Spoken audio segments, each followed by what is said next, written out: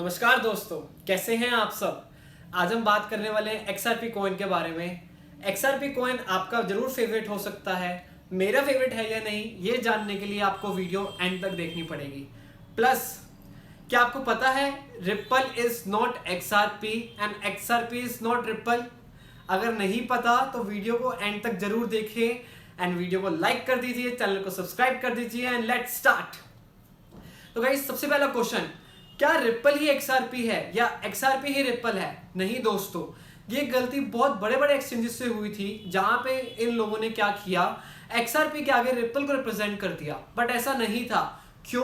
क्योंकि XRP coin ripple company ने invent किया था, उन्होंने ये कंपनी ने बनाया था, ना कि इस कंपनी ने इस टोकन को नाम ही रिपल दिया था।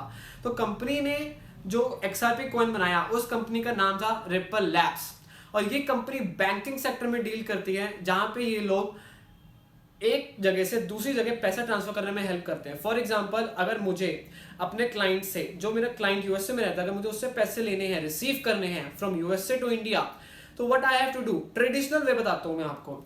मुझे अपने बैंक का उसको स्विफ्ट कोड देना पड़ेगा, प्लस मुझे अपनी बैंक की उसको डिटेल्स देनी पड़ेगी। फिर क्या होगा, वो अपने बैंक में जाएगा, पैसे सबमिट करेगा, रिक्वेस्ट इनिशिएट करेगा कि ये पैसे यूएसए से इंडिया ट्रांसफर कर दिए जाए। उसके बाद उसका बैंक किसी मिडलवे बैंक को ढूंढेगा, जो बैंक यूएसए से भी डील करता होगा प्लस इंडिया से भी डील करता होगा। तो वो यूएसए वाला बैंक मिडलवे वाले बैंक को पैसे ट्रांसफर करेगा। This middle way bank will transfer money to my Indian bank, और इंडियन बैंक फिर मुझे मेरा पैसा देगा। इसमें कितना टाइम लगता है दोस्तों? इसमें कम से कम 5 से 6 दिन लग जाते हैं, प्लस आपको फीस भी काफी पे करनी पड़ती है। क्यों? क्योंकि बहुत सारे मीडिएटर्स बीच में हैं। तो आप एक तो टाइम भी इतना वेस्ट कर रहे हो, प्लस आप फीस भी हाई पे कर रहे हो। तो बेनिफिट क्या मिला? ये प्रॉब्लम को ही इस रिपल लैब्स कंपनी ने देखा और उन्होंने कहा हम कुछ ऐसा इन्वेंट करेंगे, कुछ ऐसा बनाएंगे जिसके थ्रू एक तो मीडिएटर्स की प्रॉब्लम सोल्व हो जाए, मीडिएटर्स बीच में ना रहे, प्लस टाइम भी इतना ना लगे। 2013 में इन्होंने XRP को इन्वेंट किया, XRP कॉइन को बनाया, और ये कॉइन बेसिकली ब्लॉकचेन टेक्नोलॉजी पे बेस्ड है। हम अच्छे से जानते हैं कि बिटकॉइन तो बहुत पहले ही आ चुका था। रिपल लैब्स ने यही देखा कि ब्लॉकचेन टेक्नोलॉजी को हम यूज करके क्यों ना हम एक ऐसा कॉइन बनाया जाए जिसके थ्रू ट्रांजैक्शंस भी बहुत स्पीडली हो, प्लस ट्रांजैक्शन अप्रूव भी जल्दी हो। तो XRP कॉइन की यही खासियत है दोस्तों कि आप 1 सेकंड के अंदर आप 1500 ट्रांजैक्शंस XRP के ब्लॉकचेन पे कर सकते हो। प्लस बिटकॉइन में अगर आप कोई ट्रांजैक्शन करते हो तो करंट टाइम में बिटकॉइन में ट्रांजैक्शन करने के लिए जो आपको अप्रूवेशन चाहिए होता है, वो आपको कम से कम अब 1 से 2 घंटे का लग जाता है, जहां पे आपकी ट्रांजैक्शंस को अप्रूव होने में इतना टाइम लगता है। बट XRP पे ऐसा नहीं है। XRP पे आपको सिर्फ 4 सेकंड चाहिए एक ट्रांजैक्शंस को अप्रूव करने के लिए।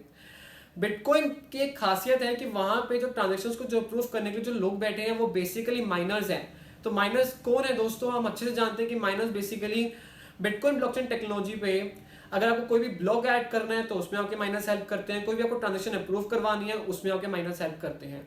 बट XRP की ब्लॉकचेन बहुत ही डिफरेंट है, जहां हमारी ब्लॉकचेन जो बहुत ही कॉमन ब्लॉकचेन है, इथेरियम ब्लॉकचेन, बिटकॉइन ब्लॉकचेन, जो इनके जो मेन फंडामेंटल्स हैं वो है आपका proof of work and proof of stake, POW and POS। But XRP की ब्लॉकचेन में ना ही ये लोग POW को यूज कर रहे हैं, ना ही ये लोग POS का यूज कर रहे हैं। तो ये यूज किसका कर रहे हैं? ये यूज कर रहे हैं unique node list, UNL। Unique node list की क्या खास बात है? इसमें आपको कोई भी माइनर्स की हेल्प नहीं चाहिए होती, बल्कि आप कुछ वैलिडेटर्स को आप पहले से ही डिफाइन करके रखते हो कि भाई ये मेरे कुछ 4 वैलिडेटर्स हैं जो इस पूरी ब्लॉकचेन को रन करेंगे।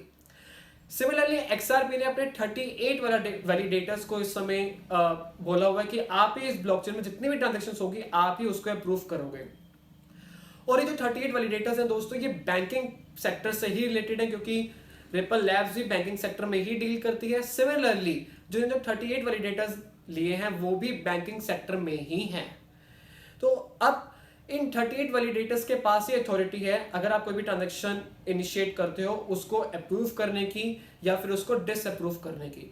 अब दोस्तों बात यहाँ पे ये आती है कि ये तो 38 वैलिडेटर्स हैं, अगर इसमें से मोर देन 50% अगर सोचें कि हम इस ब्लॉकचेन को डिस्टर्ब करते हैं, थोड़ा सा खेलते हैं या मैलिशियस एक्टिविटी करते हैं, तो डेफिनेटली वो वहां पे परफॉर्म कर सकते हैं और हम उसमें कुछ भी नहीं कर पाएंगे। इवन अगर मोर देन 50% वैलिडेटर्स अगर ये कहें कि हम किसी भी ट्रांजैक्शन को कैंसिल कर देंगे, हम उसमें भी कुछ नहीं कर सकते। तो क्या दोस्तों ये डिसेंट्रलाइज्ड ब्लॉकचेन रह गई? मेरे हिसाब से तो नहीं, ये मोर टुवर्ड्स सेंट्रलाइज्ड नेचर हो गई। क्यों? क्योंकि इस ब्लॉकचेन पे इन 38 वैलिडेटर्स का ज्यादा रोल है as compare to other people, right. Second question यहाँ पे ये आता है कि जो XRP जो कॉइन है, बेसिकली ये कॉइन बैंकिंग सेक्टर में तो डील करता है, बट इस कॉइन को मेजोरिटी ऑफ पीपल कौन इसको रूल कर रहे हैं? तो आपको जान के हैरानी होगी कि इसकी मेजोरिटी ऑफ जो कॉइन्स है वो इसके क्या कहते हैं CEOs के पास है, प्लस रिपल लैब्स कंपनी के पास ही है। और हर महीने रिपल लैब्स कंपनी के जो व्हाइट पेपर जिन्होंने जो लिखा था उसमें क्लियरली लिखा हुआ है कि हर महीने ये 1 billion XRP ripple labs company को देंगे, सो दैट वो मार्केट में उसको सर्कुलेट करवा पाए। अब ये रिपल लैब्स के ऊपर है कि वो XRP का क्या करेंगे और क्या करते हैं। इसी वजह से दोस्तों SEC जो UN की जो काउंसिल है उसने रिपल लैब्स के ऊपर केस किया हुआ है। अगर आपको इस केस के बारे में नहीं पता तो वो हम नेक्स्ट वीडियो में कवर करेंगे। यहाँ पे हम कवर करेंगे क्या रिपल नहीं XRP को क्या लॉन्ग टर्म इन्वेस्टमेंट की तरह देखना चाहिए। तो दोस्तों ये कॉइन बहुत पहले से है, 2013 से है, प्लस ये बैंकिंग सेक्टर में भी है। अगर फ्यूचर में जैसे जैसे हमारी ब्लॉकचेन टेक्नोलॉजी यूज होती जा रही है, अगर बैंकिंग सेक्टर्स भी इस टेक्नोलॉजी को अडॉप्ट कर ले ऑल ओवर द वर्ल्ड, तो XRP एक बहुत बढ़िया इन्वेस्टमेंट हो सकती है। बट पॉइंट अगेन यही आता है कि यहाँ पे जो 38 वैलिडेटर्स हैं उनका क्या किया जाए, इसको कैसे डिसेंट्रलाइज्ड ब्लॉकचेन के ऊपर शिफ्ट किया जाए, क्योंकि अभी जो इनकी जो ब्लॉकचेन है वो UNL पे बेस्ड है। सेकेंड चीज, अभी जो आप पैसे ट्रांसफर करते हो बैंक के थ्रू, कई बैंक्स ऐसे भी हैं दोस्तों जो रिपल की ब्लॉकचेन को यूज करके रिपल ही ट्रांसफर कर रहे हैं to transfer money from one country to another country. दो ये ऑफिशियली अनाउंस नहीं हुआ है कहीं पर भी। क्यों? अगर वो अनाउंस कर देंगे तो आप जैसे लोगों को पता चल जाएगा कि बैंक भी इवन ब्लॉकचेन टेक्नोलॉजी को इस समय यूज कर रहे हैं to transfer money from one country to another country. तो आई होप आपको ये वीडियो अच्छी लगी और आपने रिपल के बारे में काफी कुछ जाना और आपको पता चल गया हो कि रिपल में कितना स्कोप है, रिपल नहीं XRP में कितना स्कोप है।